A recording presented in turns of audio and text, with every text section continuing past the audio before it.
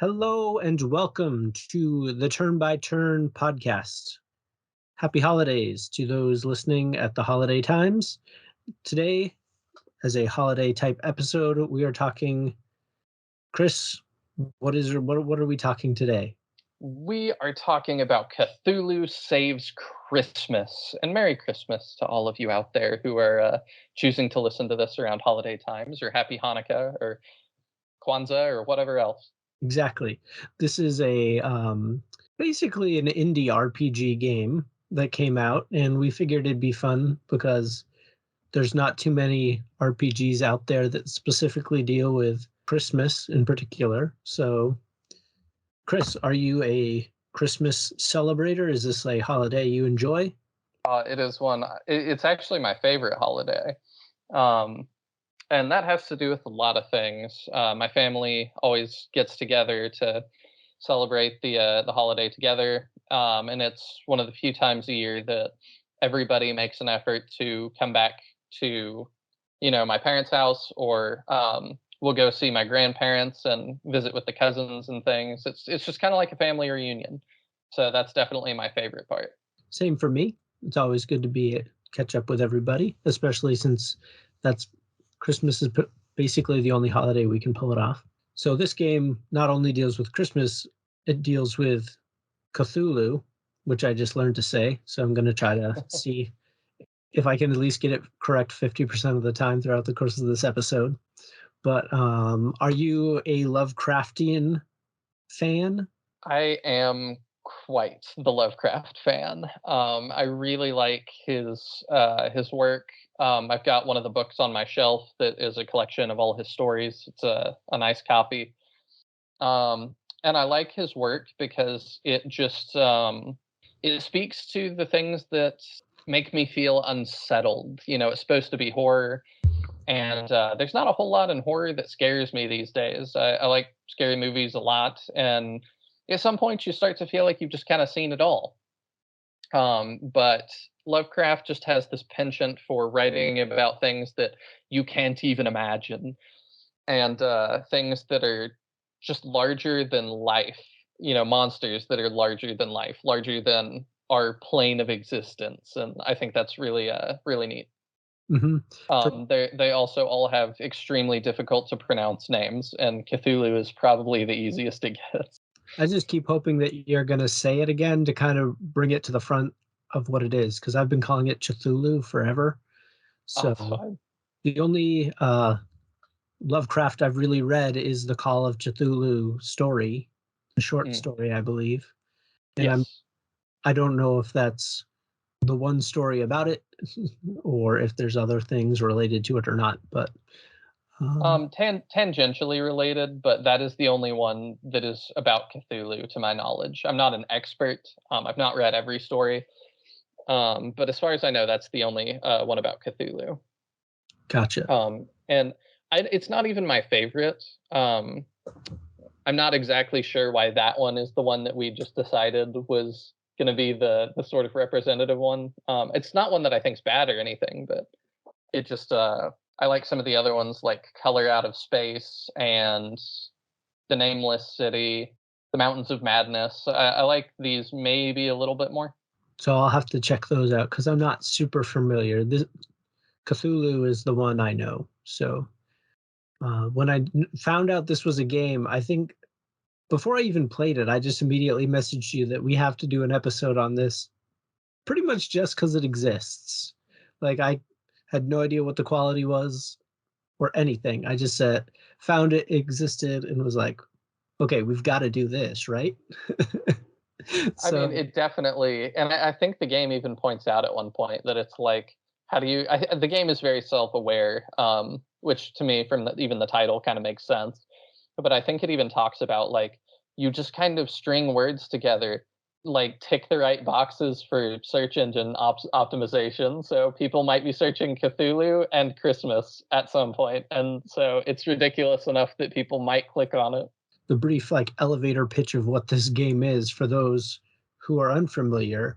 It is around Christmas time, and Cthulhu caught myself finds that half of his powers are gone. and he immediately blames Santa for his loss of powers. As And one does. yeah, in the traditional fashion of the Christmas character known as Santa, he's always stealing things. So he goes to seek revenge on Santa and reclaim his dark powers.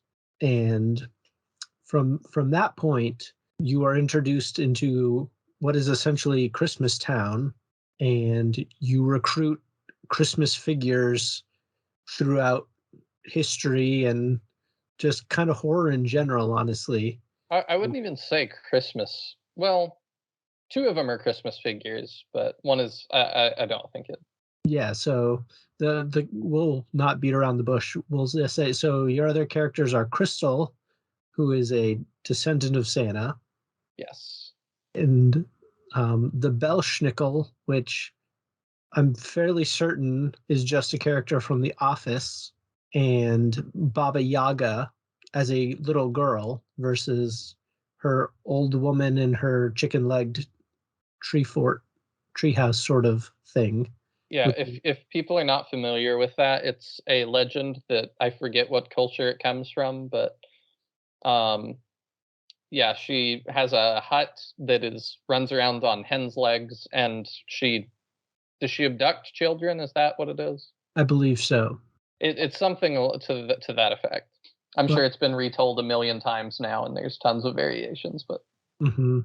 But in this game, she's a little girl with a chicken on her head, and like pretty much all her lines and all of her equipable items are related to eggs and chicken related puns. The game is leans very heavily on the puns, which is something I personally enjoy quite a bit. you enjoy that? I would never have guessed. Yeah, normally I don't go for that, but s- for the holiday, I was willing to try it. So, did you find that you liked particular characters more than others? Yeah, Cthulhu and Crystal were my two favorites for sure. Both in character and also just the reliance in combat. I found them to be the most useful. I actually thought Crystal was not super useful. Ah, So, I think I liked Belschnickel better actually mm. because I felt like I don't know if I was just playing on too easy of a setting or something, but I feel like I didn't really need to heal too much, and that seemed my crystal felt like pretty heal heavy. So like I didn't feel like I ever had to heal anybody. All right. Well, we'll get into that. I think when we talk about difficulty and stuff. Do you want to talk story or gameplay first? Let's go story first. Okay. So to pick up where Daniel left off a little bit, very quickly you meet Jack Frost, who is the first boss in the game, and already he's like talking about like it's very meta, because like the narrator drops another tooltip for you, and Jack Frost is like, "No, I can't be a tutorial boss. This is awful. This is not my fate." So it's very fourth wall breaky, pretty funny, but the basically the plot is that Santa has been kidnapped, and there's seven. What do they call themselves? Do you remember? I think it's the Evil League of Christmas, if I remember right. I think you're right. So there's seven members of the Evil League of Christmas that you're going to have to defeat in order to save Santa, and Jack Frost is the first. So yeah, that's kind of how it gets started. It's pretty linear in that it lays out exactly what you're going to have to do, and that is exactly what you have to do. Hmm. um, but after you defeat him, I also thought it was funny. He drops a reference to like, maybe this villain thing is not for me. Maybe I should go be more on the hero side in some other really well known game. And if you're not, are you familiar with what he's getting at? I'm not. I'm familiar with some of the animated movies that have come out that have turned Jack Frost into a hero-esque character, but is there a specific game he's referencing? Yeah, he's referencing Shin Megami Tensei because Jack Frost is one of the main. It's sort of like Pokemon with demons, and for some reason they classify Jack Frost as one of those. But he's like almost the Pikachu. Oh, of really? that series. Yeah, he's like the flagship character. Yeah, I would not have guessed that. I thought it was some sort of like Rise of the Guardians, like franchise tagged game. And I was like, wow, that is a deep cut. So that's where my brain went, which is I mean, actually I can't blame you too much. that's probably like a decent template for what this game is, where it just tosses a bunch of like fantasy characters into a story together. So I mean, absolutely. So we move on from Jack Frost, and we get to, I think, our first town segment where you're at Christmas Town, and you have to run around and meet all of the. You can visit with the townspeople, and you have like a certain amount of activity points, but these are not shown to you. You don't really know how many you have, and I'm sure it's the same number each time. I just didn't ever keep track. And you can visit with people, and then you head out on your next quest. And that's pretty much the formula for the game: is head out on quest, defeat boss, back to Christmas Town, back out on quest. so let's talk about the Christmas Town segments first, and then get to the boss battles that stuck out to us. So in Christmas Town, did you have like a favorite like kind of storyline? I did. I wrote them down in like the order I prioritized them. Okay. Um, so I did Crystal first because I'm big into, we know we've talked about, I'm big into like Fire Emblem and games like that. So of course I'm like, oh, it's like supports. So um, I hung out with Crystal first and would take that as far as I could go. And then ended up going to the movie theater Hmm. and the post office, and that was kind of my first three. Okay, I did the movie theater as well. And then I went to the mall. I thought the mall was hysterical. I didn't ever go to the mall, so I Oh. definitely. We're talking story now. Do you want to like? So basically, you can't do all these things at once. You can like maybe progress each of these like two times, and then you need to pick something else because you have that more points. But you can't just go start to end on any one plot line. So throughout the entire game, you're not going to be able to do all of them, but you can do a fair amount of them. So, do you want to talk about what the mall story was? Yeah, so the mall story is you go to the mall and get hired as a for the first time you go, you become a mall Santa. And That's cute. you do a horrible job and all the kids are like crying and miserable. So you get laid off and then you go back and you get hired again as like a security guard and you get super distracted by something in the room with the cameras, so a bunch of crimes happen. And then you go back again and like your manager is just like, you've done absolutely horrible work. I'm actually going to be moving on, so we're going to actually have you be the management of the mall. And Oh, then you kind of blow that pretty bad too, but it was hysterical. the post office is not too much different than that. Though people actually, the workers kind of seem to like you because people come up, and they're like, Chris, I don't know when Christmas is going to be because it keeps getting pushed back because Santa's not around. So that's actually how the calendar system in this game works. You are on Christmas Eve, the first through like the 35th or something. Like you have Mhm. like 35 Christmas Eves or something. Um, where you're just perpetually on Christmas Eve. But you get people you get employed immediately as well, going to the post office. And yeah, people immediately start asking you, like, I need this shipped like instantly. And Cthulhu's like, oh, we're not doing that. Like, he's really sassy to the people. And then you even have one that's like, yeah, like you can take your time. I just need this shipped for my nephew or something. And he's like, oh, that's gonna be $15,000. And they're like, well, that seems steep, but I guess I need it to get there. So like the person pays, and then Cthulhu's like, okay, next. And they're like, but you haven't taken my package yet. And he's like, yeah, you already paid. I don't care about that. Next. But you eventually, your manager is decently happy with your performance. Eventually, he lets you organize the package room, and Cthulhu's like, "Oh, I'm gonna open all these to see what's even worth, what's worth it in these." So he goes through all the packages and finds like a sword, which he of course takes. and you get that as new equipment for him. And then your manager comes back and is like, wow, you've organized this room so effectively. It's like there's less packages than when you started. Like, great job. So he's really happy with you. And then there's sort of like after the game ends, you get a post-game scene with anybody that you finished all the sports with. So in the post-game scene for the post office, or when you finish that support, I guess I should say first, Cthulhu goes home from work, and there's a package on his front porch from the manager that says, like, I've made a friend, and you're my friend. And he's like, yeah.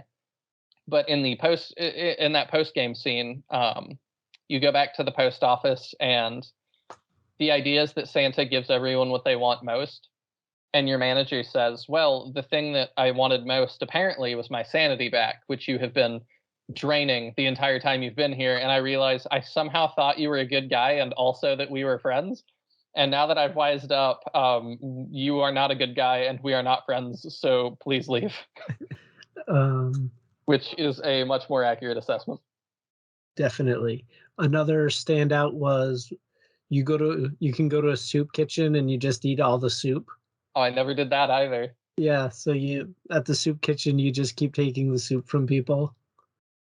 So, like, the people come up with their bowls, and then he, like, eats it in front of them instead. So that was a standout. And then there's another one where you meet a bunch of cultists. I did the cultists. But they don't believe in you. No, it starts as a cultist recovery group for people that have left cults. And I love that, like, there's a man that's like, you just keep talking about coming and destroying the world and devouring us all, and you just haven't done it yet. And I'm just starting to lose faith. And they're like, Cthulhu, do you want to apologize to Stu? And it's just like, what? But yeah, if you stick with them, like, the leader of their, like, cultist recovery group, like, starts telling you how to be a better cult leader, like she is, and, like, she's like, yeah, they all follow me now, like. That's all that's changed. So you, like, make amends and apologize to Stu, and he's like, that goes a long way in me forgiving you, like, maybe I will believe in you again. And she's like, see, you do have what it takes to be a cult leader again. And he's like, yeah. And she's like, well, did you mean what you said to Stu? And he's like, no, of course not. And she's like, you're on the path. And then I think the only other thing worth noting in the Christmas town was, and it just totally flew out of my head. When your Crystal convinces the four of you to go Christmas caroling. And I then didn't do that either. Cthulhu says the only way he'll go is if they sing in his natural tongue. So he teaches them how to sing Christmas carols in his own language. And, like, none of them are able to really do it until they keep practicing. And then it goes horribly, as you might expect. That's very cute. So the other ones I actually finished. I'll just give you my whole list. I finished Baba Yaga, who for some reason they referred to as Baba Yaga-chan the whole time. Like, she's Japanese, which I thought was really funny. Like, it's just such a random thing. I did the Graveyard. I finished the Graveyard. Mm-hmm. And the end of that is you meet a, like, necromancer named October that is going to be in the next game, I guess. And so she doesn't have much to offer other than saying, look for me in the next game. I did the pet store. Okay, yep. And you find Paws the space cat. And you can save him from his captivity, but you keep demanding more and more things from him. And he's also, I guess, from the next game, which is going to be some sort of sci-fi adventure. And then I did Belsnickel as well. Or however you were saying it, Belschnickel. He's not a character I'm familiar with. It's just, I think, from a throwaway episode on The Office. If They you're made some reference to, like, that he was from something, and it was like, "Yeah, we definitely didn't copy him from anything, haha," and I was like, "Okay, this one was lost on me, I don't know what this is." Yeah, so there's an episode of The Office where one of the characters dresses up as his childhood version of Santa, which was called Belschnickel, that punishes you for being impish and brings you toys if you're admirable. And so the joke is that they don't want to use The Office, so they say from popular network TV or something like that every time they reference where he's from. Yeah, they said the narrator pipes in to say, like, "We've censored the next, 2 minutes of conversation," Mhm. and then lets you know when the censoring has, ended. So let's pause to a break here, and then when we come back, we'll get into more of the gameplay and some more story stuff too. Sounds good. Bye.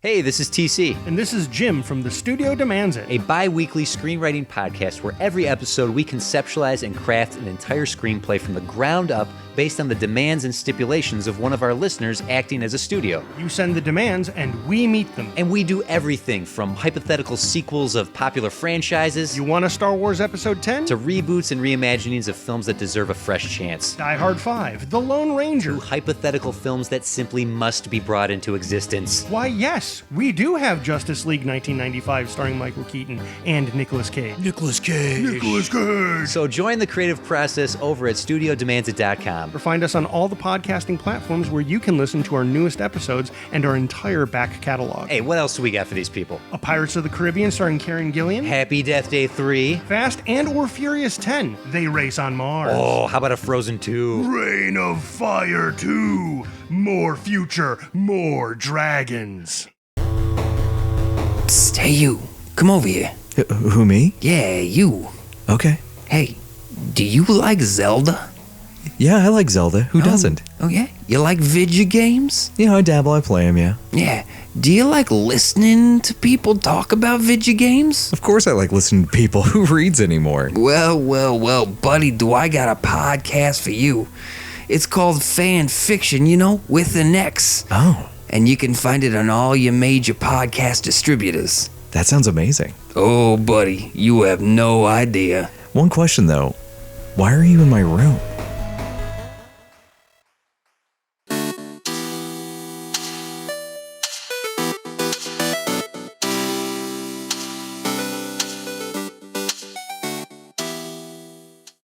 Hello and welcome back to the Turn by Turn podcast, bringing your spirits high whenever you listen to our episodes. When we last left, we were talking Cthulhu Saves Christmas, and now we're going to continue that very conversation. So, battle and gameplay. So Yes. what did you think of so basically it's very traditional RPG, but there are a couple differences compared to just regular RPG combat. So you're given 8 moves that you're allowed to use once each or twice, depending on how much of the game you've completed and different things that you've unlocked. But how did that sit with you? I kind of liked the idea.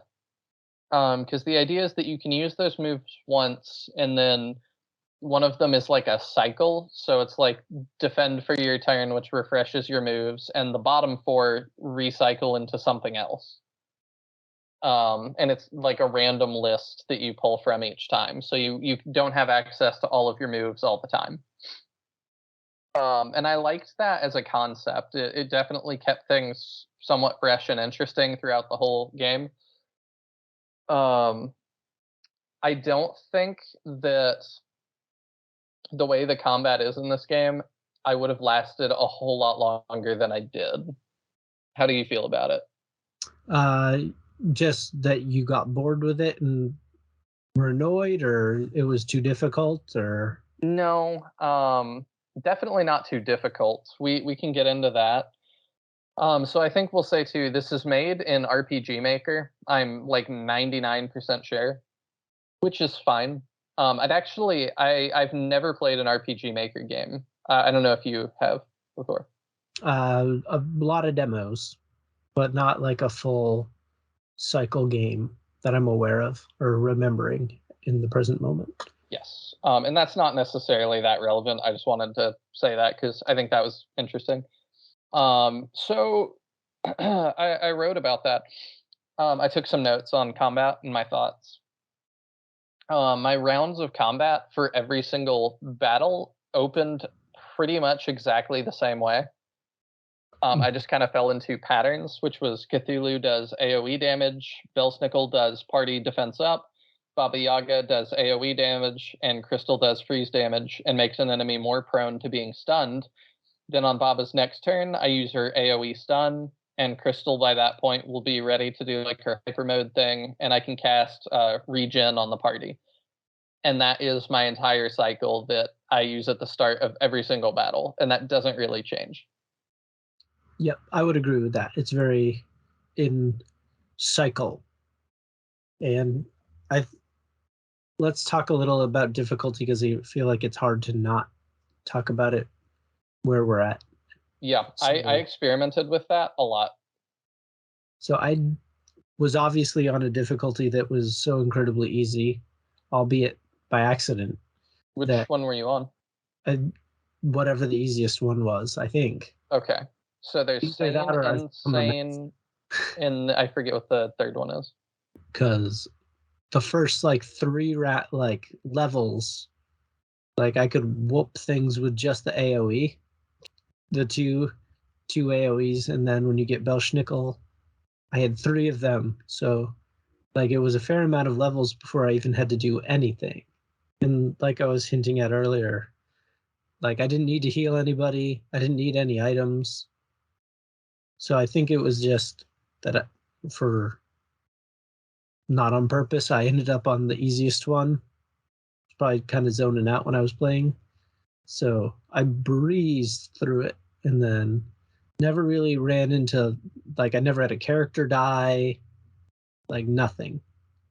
I had a little bit of a different experience. I played the game on Insane, which is the normal difficulty. Mm-hmm. Because usually like that's where I try to play games when I'm like playing them the first time to gauge, what is normal to you. Because a lot of games don't know what to do with hard mode. Mm-hmm. But I want to know what the normal, like, to me, normal is the developer's vision. And I did think it was very easy as well.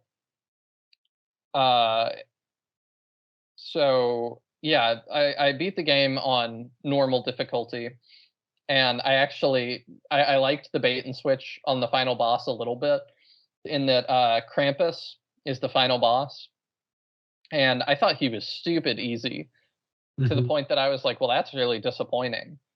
And then Nyarlathotep, which is another Lovecraftian monster, shows up, and he revives Krampus. And then you have to fight Krampus and Nyarlathotep together at the same time. And I was like, okay, now we're talking. Like, this is better. And it was still pretty easy, but that was like, I had to think a tiny bit. I did have characters die a little bit in my playthrough, not a ton, like once or twice. But I definitely had to think a little bit more in that boss fight. And that was the hardest boss fight in the whole game. And I think that's a problem. And you might be thinking, well, why? Like, why is it a problem if the final boss is the hardest boss fight? Because the game really baits you into playing New Game Plus. And I think that New Game Plus is different enough that I almost would just call it more like the second half of the game. I don't know if you feel the same way. Yeah, the thing that stuck out about New Game Plus is I thought it was kind of funnier than the first part in a lot of ways.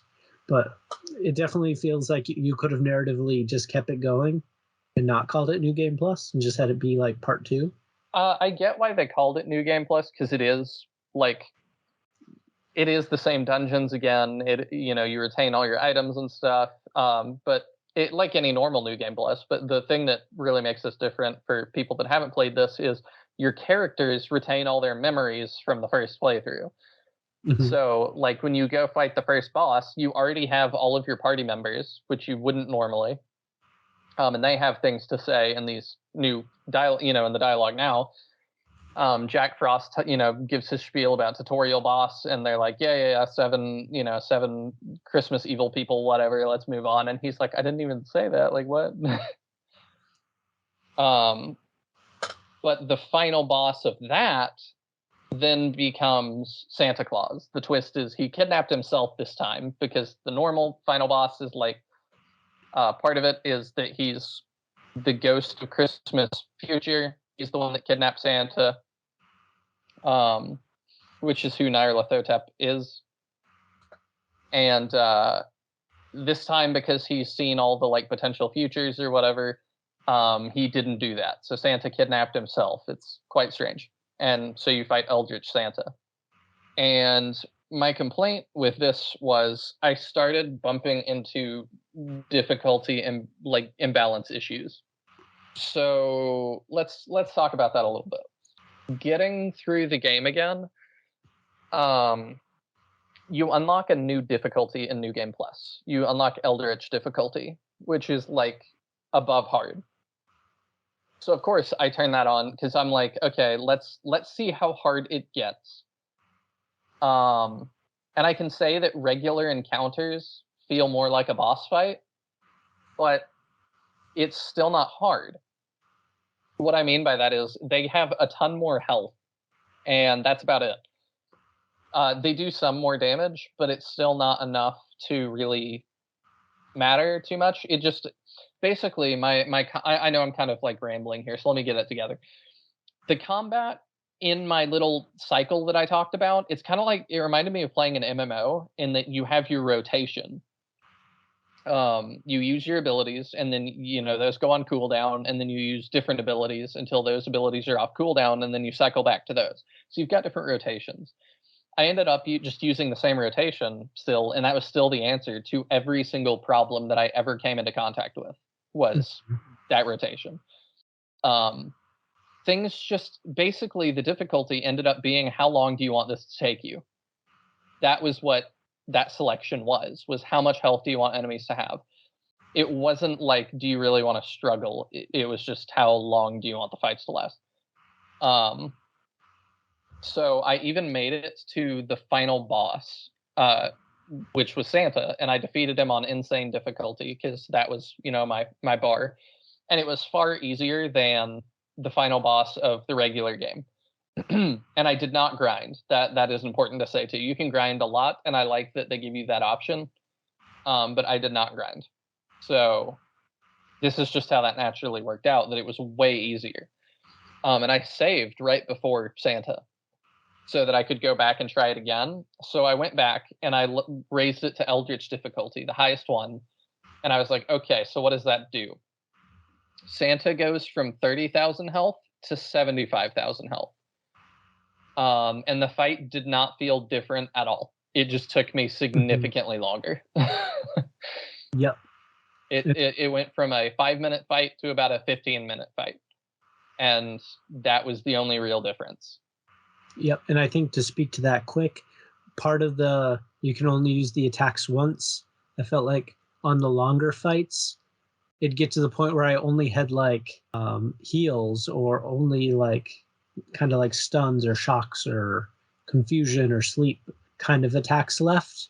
So like I'm kind of burning through turns that I didn't need just to cycle through back to the one character that still had the attack option, because Cthulhu's the only one that has like a normal attack that he can use each turn.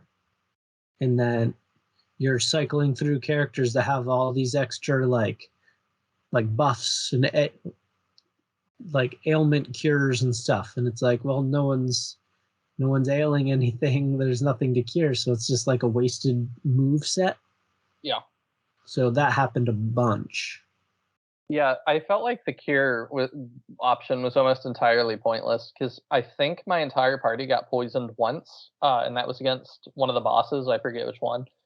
But even then, I was like, "Oh, I should like be really concerned about that. I should definitely be cycling for that cure." But it just didn't matter. Mhm. The poison was not really a big deal. So it was like, well, I'm out healing all of that anyway with my regens and stuff and just my regular heals. So like it doesn't really matter. Mhm. And so it was odd to have so many cure options. And I think there's only like 2 or 3, but when you never need them outside of one boss fight that I'm sorry, let me rephrase. When you never can really use them outside of one boss fight that you don't need them for, it felt a little bit odd to include that. Mhm. And I think that um, what it ultimately boils down to is you're probably not playing this game for super sophisticated combat. You're playing it for the weird puns and like the weird like Christmas town antics and that like inner warmth inside that's generated from holidays. So what stuck out in Game Plus is that you're able to meet the bosses in a bar after each chapter. After you beat them for the second time, you get to meet them in a bar, and they give you pretty cool extra weapon things to equip. And they talk to you as well about different things. Yeah, so you end up at the bar with um, the rat in like mech from the Nutcracker. So I thought it was pretty artistic that way that they kind of blended it all together. That's a word for it. and Um, then yeah, the I also did a full support with the Ghost of Christmas Future, but I didn't want to spoil that back in the supports section, and that was pretty neat that you can like actually do a full support with him. I thought that's cool. and then you also so basically all the characters and then one of the things I had fun was exploring the environments where you have like you're walking around like Santa's workshop and you're walking around like the reindeer stalls and then you're walking around some sort of confusing futuristic depressed like wasteland basically. Can we talk about random encounters for a second? How that Yeah. works? Mm-hmm. So the way that works in this game is there's a meter that fills up that you actually can do a input. It'll put an exclamation mark over your head when that meter is full, and if you hit the confirm button when that fills up, it skips that random encounter. Mm-hmm. But then it starts changing the timing of it on you just a little bit so that you might miss it. And I liked this ability to skip the random encounters potentially, and I did end up using that quite a bit. But I also liked that I thought it was really smart to put a limit on them in that, I like, loved that. That was like my yeah, favorite thing in the whole game. And I wish yeah, like, Final Fantasy and some of these other encounter heavy things would use that. yes. So what I mean by that is it will like have a certain amount of encounters that it thinks is reasonable for the player to have in an area, and that'll be between like I think the lowest is like the tutorial level has like 8, and the highest it gets is 15. And once you've done all that, no more random encounters will pop up. You can just explore the environment as you want. But you can still open from the menu. You can request a battle and enter a random encounter that way. Mhm. So if you want to keep grinding, you can. And I thought that was really, really great. Um, that said, I still had some trouble with it in that like I'm exploring different environments and stuff, and especially towards the end game, you might get into a random encounter, which again I'll remind you is not particularly difficult. It just takes a really long time. So I'll get into a random encounter that takes 10 minutes, which you might think that's not that long. Um, but 5 full minutes in a think about like you're playing Pokemon, and a wild encounter takes you 5 entire minutes. There were definitely times that I went through a random battle and then was like, okay, a lot of this dungeon looks the same. Was I walking up or was I walking down just now? Or was I going to the left or was I going to the right? Like, I definitely got a little bit confused. And that when I go back to the world map, I would be like, oh, yeah, I was trying to go somewhere and I've forgotten which direction I was moving in. Mm-hmm. I don't know if you had that happen or if I'm just bad with directions. I had a lot of luck, I think, because like on the second playthrough, like I didn't get lost at all. My first time, it's like the power of Christmas was guiding me. It's fairly linear, so I wouldn't say I got lost. It was more like, because lost is like, I have no idea where I'm going to me. I always know where I'm going. It's just, I don't remember if this was was I moving left or right on this screen? Because some of them, like I said, get a little bit maze-like in that there's secrets and things, so it's worth it to explore. I definitely felt like it was worth it because you could find lots of weird little items and things that were fun to play around with. But I just remember it was a little bit confusing remembering where you were moving. But I was also on a little bit higher difficulties, like especially I did try random encounters on Eldritch difficulty towards the end game, just in New Game Plus to see what that was like. And yeah, it was basically, okay, this is a 10 or 15-minute random encounter. And like, it's again not difficult, it just is really, really long. Mm-hmm. And I think So I did drop down, no shame. I dropped down to the easiest difficulty for a little while there because it was like I don't see a reason not to. mm-hmm. I just thought it was interesting that difficulty ended up being sort of a how much time do you want this to take? Especially when one of the quotes used to sell the game is, quote, pacing that doesn't waste your time. I mean, yes and no. Because that to me, all the difficulty was a little bit of a time waste. That said, how long did this game take you, Daniel? Do you have that figure handy? Like So all said and done with New Game Plus? with New Game Plus, I messed around a little just because I was having fun exploring, and so I mean, that's part of it. maybe like 6 hours, six and a half, maybe. Okay. It took me, I checked Steam, and it took me 8.1 hours. Okay, so you maybe played a little more than I did, or I don't know. I'm surprised because difficulty pushed me through faster. possibly, because Would- I was trying to, I was on a little bit of a tight timetable to complete this one, but I figured I could do it, so I was playing it pretty quick. And I think one other thing, one of the funnier like points in the game is you're in Christmas Town and a beaten up reindeer shows up. Ronnie the reindeer, I believe his name was. Yes. And he's delivering the message that like the other reindeers have been captured. And then the game forces you to do like the overnight break, and Cthulhu decides that you're not going to help him, even though he's like beaten up and on death's door. But the day switching so you can do your next activity is what saves the reindeer, not the goodwill of Cthulhu. Yeah, I thought it was cool having them play around with that too. Something else I wanted to hit, and you might want to edit this back to the combat stuff. I did have fun seeing what all the abilities did, though some of them, another one I thought was useless. Maybe this goes after the cure thing. Another one I thought was totally useless was, I don't know if you use the erase ability for Cthulhu. It does massive damage and reduces health, is what it says. Mm-hmm. No, I don't think so. Okay, well, my characters ended the game at like level 55 or something, so I think I got all the abilities. I'm not sure. I hadn't gained one in a while.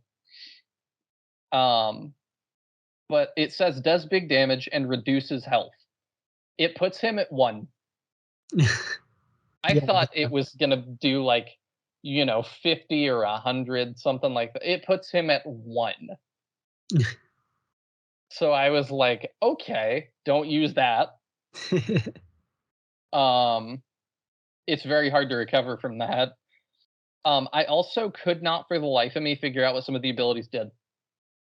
Mhm. And I wrote down, one of them says, I think it's one of Baba's abilities, and it says power equals ailment. And I was like,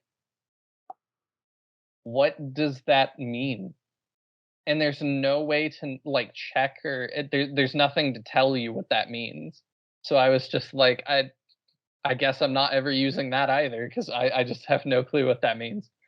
Did I have anything else with that? I don't think so. So back to pacing a little bit. Something that always comes up when we talk about it took you six-ish hours to complete this game. It took me 8-ish. I paid $10 for this game. I don't know what you paid, but right now the asking price on Steam is $10. Do you feel like this is a $10 game? I probably enjoyed it $10 worth. So I'll say sure. Okay. I could I'm see. not sure it was for me. I did like overall. It's like, did I enjoy this? I mean, yeah, it was cute. It was fun. Like I said, I don't think I would have wanted to play it much longer than 8 hours because the combat is so repetitive and easy. But it was fun for the 8 hours I played it. But I don't know. I would maybe put like this might need like a $3 price tag. I think is maybe what I would put on it, and I can double check because I've still got it up here. I think that's what this is a prequel actually to another game called Cthulhu Saves the World that's older. And I think that's the asking price on Cthulhu Saves the World right now is like $3. And I definitely feel like this is also probably a $3 game. And that's not like a knock to the developer either. You charge what you want. And games are obviously worth different amounts to different people that, there's some people that buy AAA games today that, for $60 or $70, that would be $3 games to me. It's not necessarily a knock, but I mean, it's fun overall. And like Daniel said before, I think you kind of are playing for the atmosphere of it and the idea of it more than anything. And I want to make sure too, before we end off, that I say that atmosphere is absolutely complemented by the soundtrack. I liked the soundtrack a good amount. There's a couple of songs that I thought were a little bit boring. But there's a lot of games that especially when it's like, okay, I'm going through this dungeon and there's nothing unique sounds are over, if you know what I mean by that. Like, it's just going to be battle sounds and the soundtrack. So like I can just kind of tune it out. I can listen to a podcast while I'm playing. I can do different things.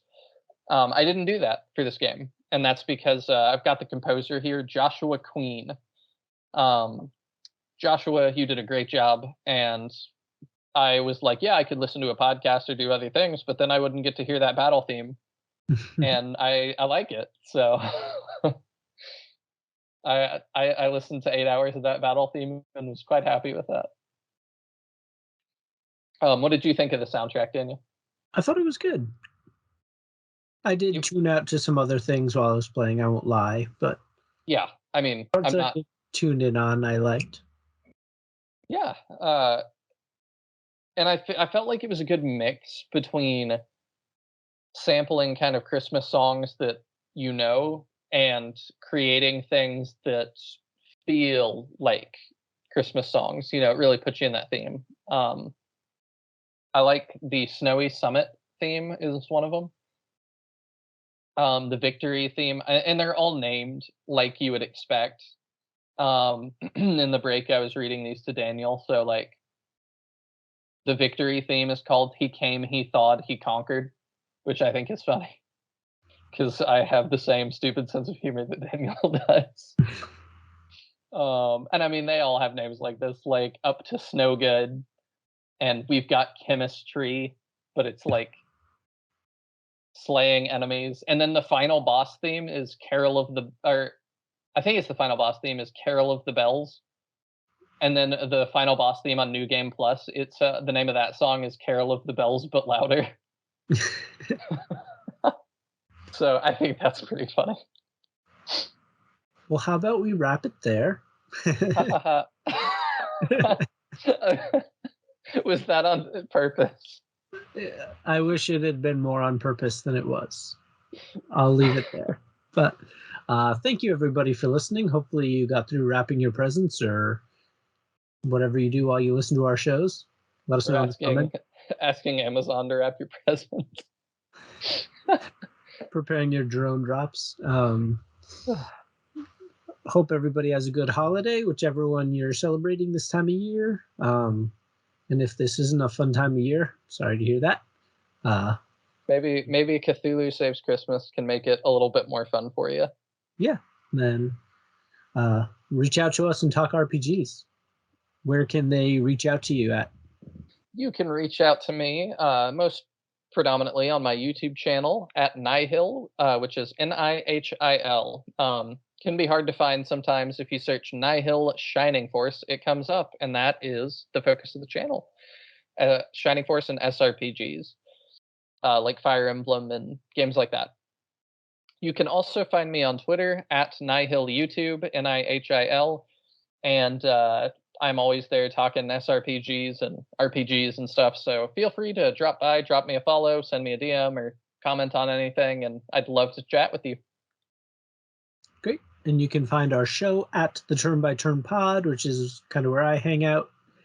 And you can follow us on Apple Podcasts and Spotify and Google Podcasts, anywhere podcasts are sold. And you can leave us 5-star reviews and wonderfully sweet comments. And what else should people do? We have Instagram at the Turn by Turn Podcast.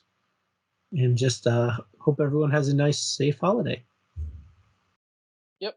Merry Christmas, everyone. Bye. Bye.